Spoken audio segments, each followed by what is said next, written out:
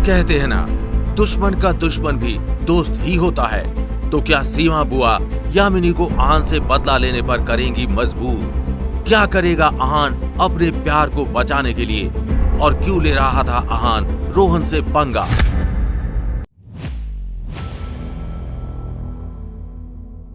अच्छा, तुम्हारे अंदर बहुत हिम्मत है। अब देखो कि मैं तुम्हारे साथ क्या करता हूं। ठीक है, अब जाओ भी। उसने गुस्से से आहान को देखा और रूपल के घर से चला गया। रूपल हैरानी भरी नजरों से आहान की तरफ देखने लगी। उसे अपनी आंखों पर और अपने कानों पर यकीन ही नहीं हो रहा था। क्या आहान ने अभी सच में रोहन से पंगा ले लिया है? क्या आहान ये नहीं जानता कि रोहन का फैमिली बैकग्राउंड क्या है? आहान को देखकर ही उस विकी भाई का रवैया बदल गया था। कुछ तो गड़बड़ है।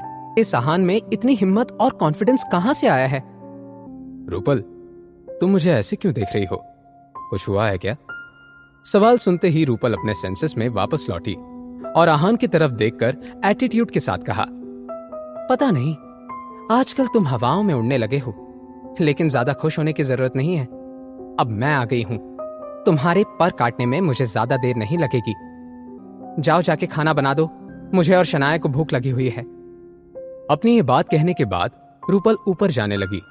आहान किचन की तरफ बढ़ गया। ऐसे ही 2-3 दिन निकल गए।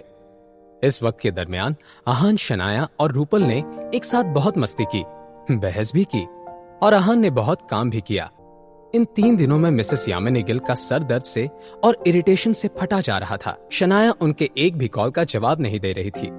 ऊपर से सीमा बुआजी ने शनाया के रूम को और रतन ने आहान के कमरे को हथिया लिया था।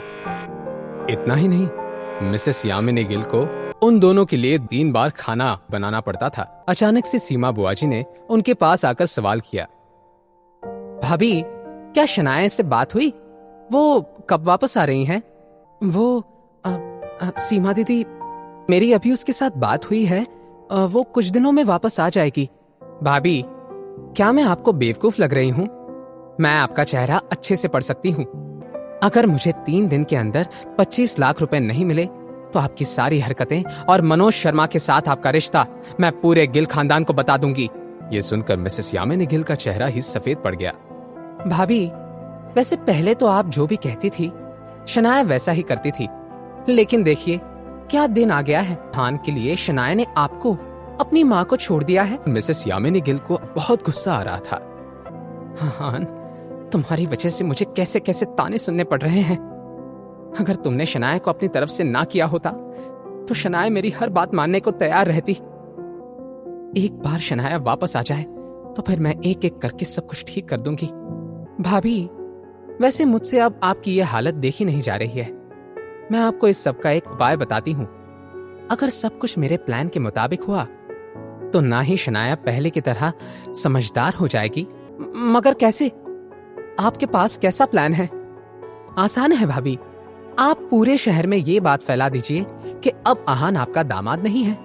आपकी प्यारी और कामयाब बेटी ने उससे अलग होने का फैसला ले लिया है। जाहिर सी बात है, आपका इरादा साफ होगा, शनाया के लिए नया पति ढूंढना।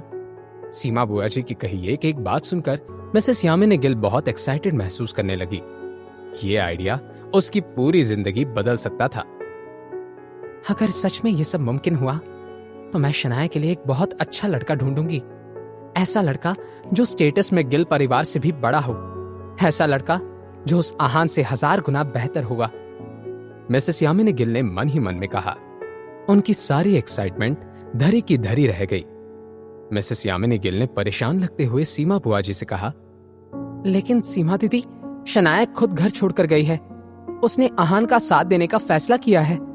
हम उसे वापस कैसे लाएंगे? यामिनी गिल का ये सवाल सुनकर सीमा बुआ जी कुछ देर के लिए सोच में डूब गई।